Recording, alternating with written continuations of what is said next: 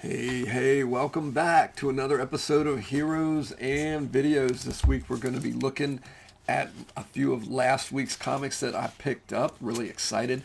I'm an old Marvel guy, and for some reason it looks like I'm getting a lot of new DC. So a lot of DC in here up front. Batman, some KO stuff going on, some Superman, Justice League. Lining up with Spider-Man at the end with a surprising possibly end of a redemption arc for a character, a long-running character in Amazing Spider-Man from way back in the day. So stick around for that. Would love if you subscribe to the channel, hit notifications so you get notified of new content, all the wonderful YouTube stuff, like all that good stuff. So appreciate you if you would do that. With no further ado, first we're going to take another moment of silence for the Los Angeles Rams from a couple weeks ago and congratulate the Seattle Seahawks on a Super Bowl win over the New England Patriots. Glad to see Cooper Kupp get another Super Bowl ring, but long off season and looking forward to more Rams football next year. So with that being said, here we go. First up is Detective Comics number 1105. Sorry, do not adjust your sets. It's a you might have to adjust that. It's kind of a vertical or a horizontal cover. It's just really cool. They've done a few of these really kind of neo-realistic covers. I'm not really sure if you can see that. It's kind of a good thing that Batman's in focus in the background, and what I have to assume is Poison Ivy is out of focus in the foreground, because I'm not sure what's going on with the vines there on Poison Ivy's backside. It's it's kind of creepy looking, but it's out of focus on the cover on purpose, which is kind of cool. This is the end, or excuse me, the penultimate issue of the storyline that's going on with the No Fear kind of thing, where there's a villain that has got a virus going on and going around that gets rid of fear, which is kind of a cool concept. And Batman's afraid that his own decision making, even though you don't think of Batman as having fear, he's afraid his own decision making is compromised because he's infected with the virus. This one started out fantastic for me, and is just kind of I don't know if it's the art. It may even be the same team, but the first couple of issues of this six-parter were just electric, were just fascinating, and it's kind of tapered off a little bit for me as we get to the end. It's one of those I don't want to spoil anything, but it's one of those books where you feel like. And I get it, the world's greatest detective can't always be the world's greatest detective, but it's one of those stories that it feels like, man, I just feel like Batman would have figured this out sooner, if that makes sense. But it's got some of the Bat family in it, Batgirl's in it, which is always cool. It is worth picking up. I had not read Detective in a long time. I'm enjoying this arc. I'll have to see. I'm willing. It was good enough. I'm going to give the next arc a try. Next up, and I guess it's another, it's the variant covers are a thing, is Flash number 29. This is part of DC KO event. The Flash is not as crucial to the KO event as, say, Superman or Justice League Unlimited. Well, I'll take that back. Justice League Unlimited and Flash are doing some kind of ancillary stories that are cool, but they're not must-see reading, if you will, for the event. Superman pretty much is. But this is Flash 29. There are time travel shenanigans in here. It's kind of a cool concept where the Dark Side Legion, because that's part of KO and Superman event leading up to it, is that Dark Side has an evil legion of superheroes, which is a pretty cool concept if you think about it. And they are trying to stop the Flash or Barry Allen from ever becoming the Flash. So Wally West and Bart Allen, Impulse I think is his moniker. They are trying to stop the Dark Side Legion. So it's kind of cool to see the Flashes up against this evil legion, or a few members of the evil legion. And again, just love the variant covers that they're doing for some of these books. So that is Flash 29. I have no idea what DC's doing in terms of legacy numbering, but that's the current version of Flash number 29. Next up is another DC KO tie-in, Justice League Unlimited number 15. This is a part of that Terrific 10 series where Mr. Terrific has taken some alternate versions or versions of a number of DC heroes from different points in their history, and it's kind of a Suicide Squad thing. They're on a mission, and not everybody's getting out of this alive. It's a really interesting concept in that they're almost no characters, but they're these characters snatched from a point in time. But it sounds like they're almost a reflection of that character, so there's not going to be any long-term continuity issues. But you see here Electric Blue Superman from back in the day, I think when Ron Frenz was drawing Superman, and there's Owl Woman, Aquaman. You can see if you look very closely, Batman Beyond, which is not.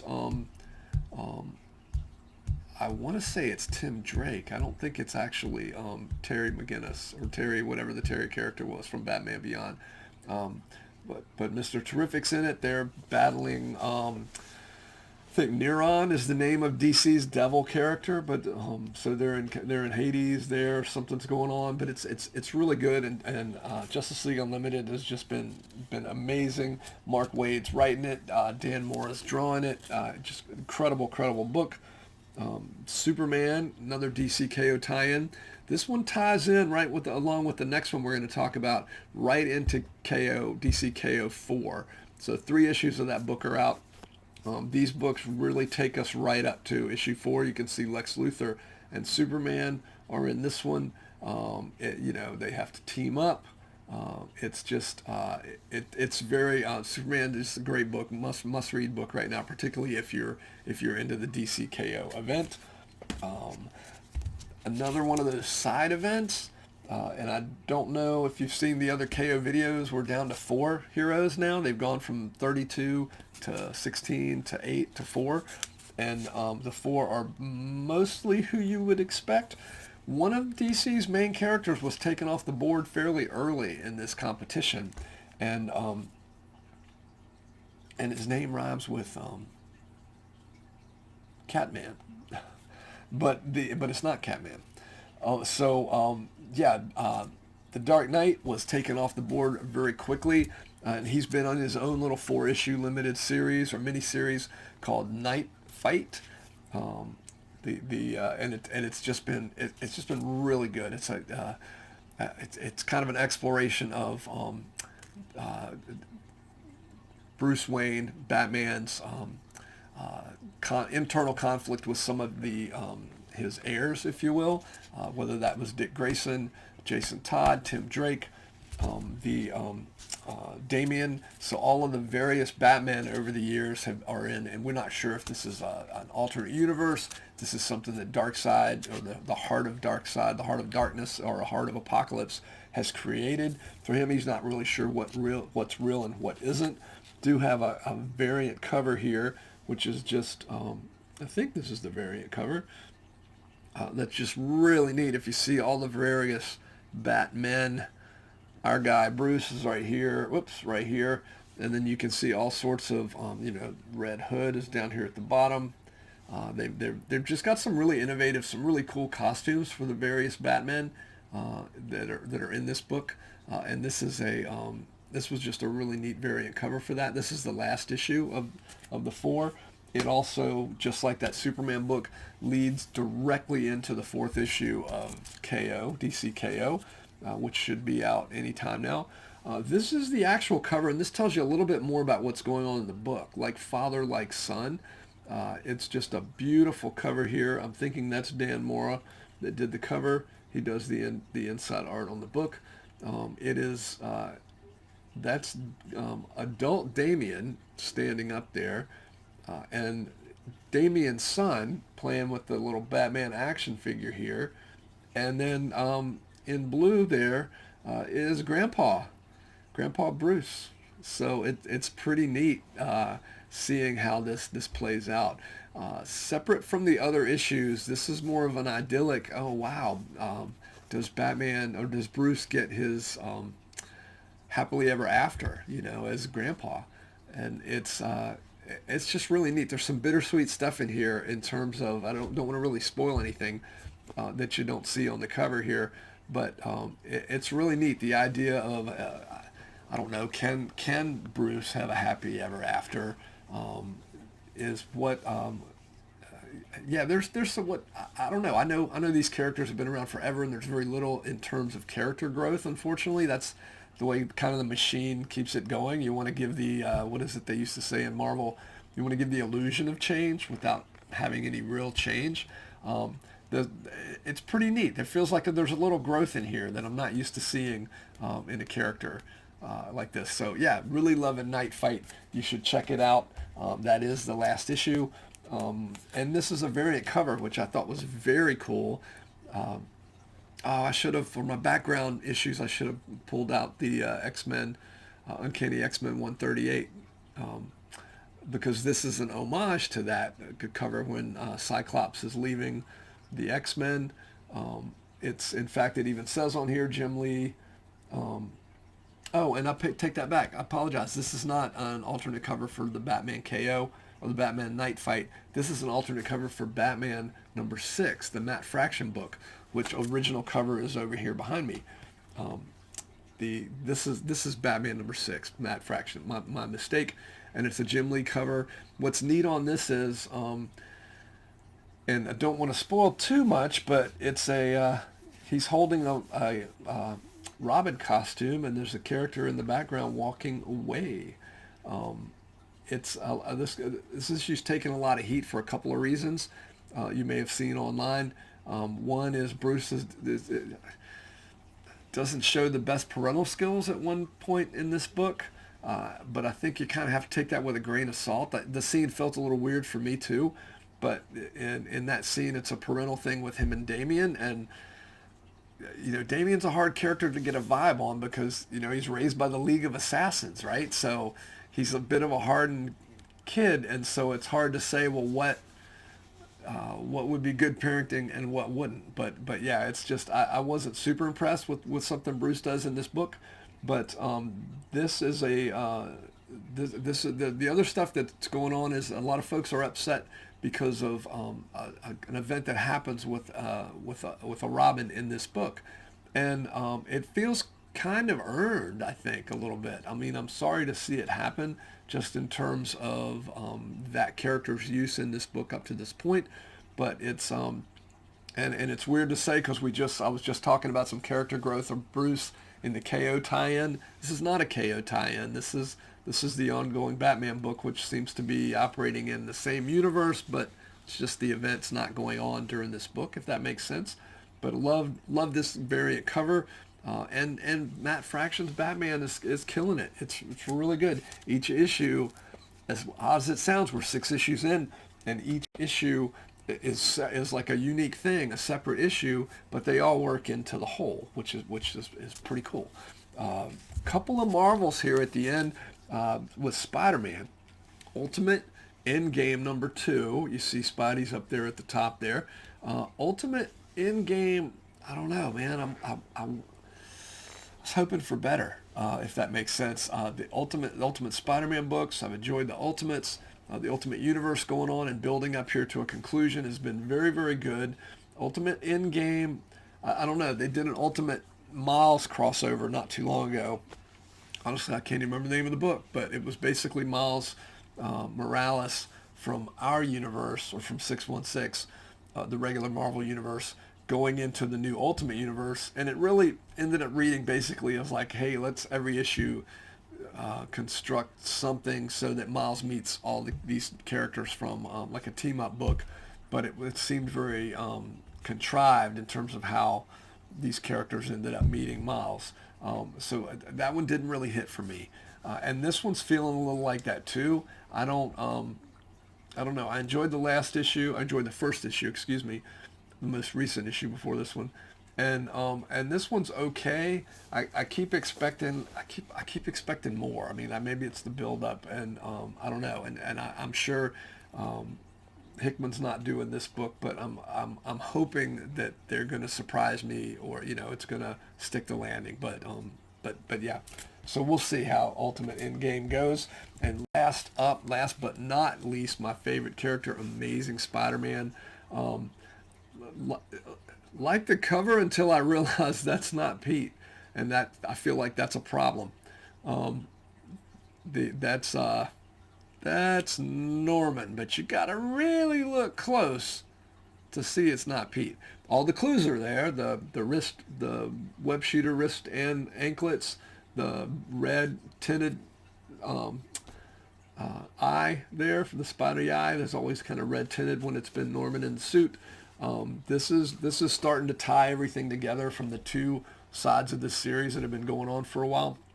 The which at this point I guess it's been about 15 issues. They've been alternating back and forth between maybe 10 or 12 between Pete in space and Norman on Earth. Again, I'm still going to do a deep dive. It feels like we're getting ready to wrap this up. Next issue is called Homecoming, so maybe before that comes out, I'll do a in-depth analysis of the whole thing, the space stories and Norman on Earth. But this is really neat. This is that character development I was talking about, like a redemption arc. I wasn't a big fan of Norman getting his sins taken away when they kind of made Norman Osborn good, because I feel like there's some real moral and ethical issues with whether or not it's okay to do that to a character if it's not earned. You just make them, so they're going to, be good now? That feels weird. But I've enjoyed where they're taking the story with it. So the idea, Norman's trying to live up to, can he be a good person? And, I guess that's something everybody has to live with and work on every day, right? And I mentioned in the last issue, one of the newer characters in the book, this kid, Captain, I can't think of Captain's last name, but and he tells Norman, Norman's like, you guys, the Spider family's trying to protect him from all these Spider Slayers, and he's like, you don't know the things I've done, bad person, that kind of thing. And the kid says, hey, doesn't matter what you've done in the past, who are you going to be today? Which was pretty deep message, and this book carries that out. Like the Norman is finally kind of fed up and it goes after the villain that is behind a lot of the Spider Slayer stuff and what's going on. And there's some real concern, and a lot of the Spider family's getting taken out, not like taken out permanently, but are going down. And Miles says something to Norman because Norman's like, I've got to finish this. I know what I have to do. And Miles points out, hey, don't forget you're wearing his colors, right? You're wearing Pete's colors. I mean, he doesn't say the name, but they know, Norman knows what he's talking about. And so don't dishonor the suit. Basically, it's not something he would do. Don't do anything that Pete wouldn't. So it's pretty neat. Let me down a little bit because the bad guy behind the bad guy, I had no idea who that was. I don't think that's a super big spoiler, but yeah, I mean, the Norman Osborn redemption arc. It may not last forever, but it's interesting when they do different things with characters. So yeah, so pick up Amazing Spider-Man if you're not already. We are gearing up. They're getting pretty close to issue 1000. This is number 21, Legacy 985. It comes out twice a month, so I have a feeling we're going to be hitting that this year. Yeah, enjoying this. And didn't have a variant cover of this one. This is just the regular cover. So in a couple of weeks, a book called Homecoming, which may or may not give you a hint as to whether or not Pete is still in space. I am going to be really disappointed if we don't see a scene of when he and the space gang actually get back to Earth. Rocket, Raccoon, Symbi, I think is what the little symbiote's called. I'm drawing a blank on her name. The girl Ray, I think, is the name of the space lady that has that Pete has been spending some time with in outer space. So I'd be very disappointed because they built such a cool crew. While they were in space, or while Pete was in space, I'd be very disappointed if we don't see at least some resolution to that, and then hopefully they're still hanging out on Earth, or when they get back to Earth, we'll see the goodbye. I don't know, but so far I haven't seen it. But I'm looking forward. I'm hoping they're going to do that. Anyway, that's it for this episode of Heroes and Videos. Thanks again for spending the time here on the channel. Appreciate you sticking around to the end. As always, keep reading comics, keep going to see movies in theaters, and be kind to each other.